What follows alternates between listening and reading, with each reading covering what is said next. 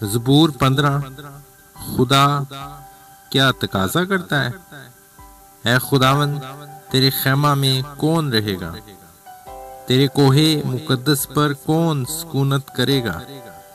وہ جو راستی سے چلتا اور صداقت کا کام کرتا اور دل سے سچ بولتا ہے، وہ جو اپنی زبان سے بہتان نہیں باندھتا اور اپنے دوست سے بدی نہیں کرتا اور اپنے ہمسایہ کی بدنامی نہیں سنتا، وہ جس کی نظر میں رذیل آدمی حقیر ہے، پر جو خداوند سے ڈرتے ہیں ان کی عزت کرتا ہے، وہ جو قسم کھا کر بدلتا نہیں خواہ نقصان ہی اٹھائے، وہ جو اپنا روپیہ سود پر نہیں دیتا اور بے گناہ کی خلاف رشوت نہیں لیتا، ایسے کام کرنے والا کبھی جنبش نہ کھائے گا۔